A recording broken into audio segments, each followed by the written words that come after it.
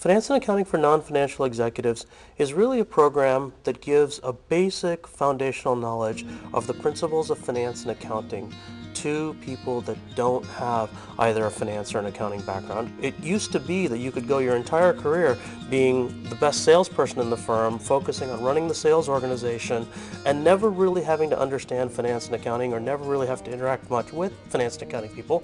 And if something ever came up that was accounting related, you just tossed it over the wall to your accountant. Those days are over. Today, as organizations are flatter, as they're leaner, as people are forced to do more with less, people realize that whatever their specialty is, they're in a position where they have to understand the language of accounting, where they have to be able to present their ideas in cold financial terms, and be able to demonstrate the value that they're creating in every aspect of their business. We start off with a basic understanding of financial accounting. This is where we give people an introduction into exactly what is in a balance sheet, what's in an income statement, what's in a statement of cash flows, and how do you interpret these line items? How do you read the labels? How do you know exactly what that number includes, and more importantly, what it doesn't include? We also spend a lot of time then taking the financial statements and assessing overall what is the financial condition of the business. Are we doing well?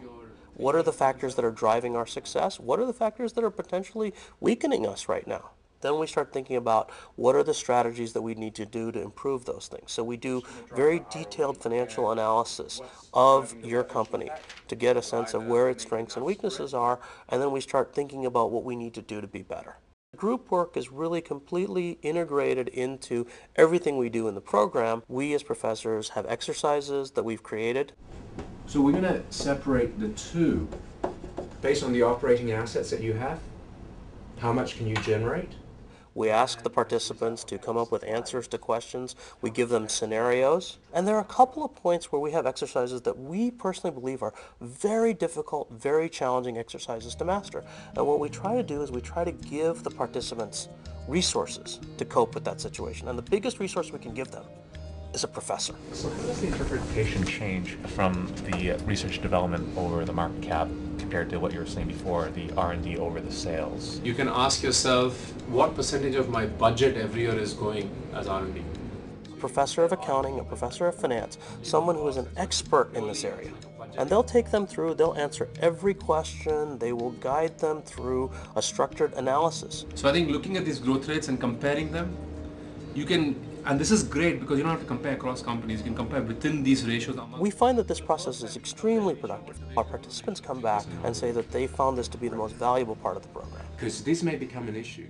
And on day 5, we bring a senior, seasoned finance executive. In our last program, we met with the managing director and the president of a major private equity firm in New York.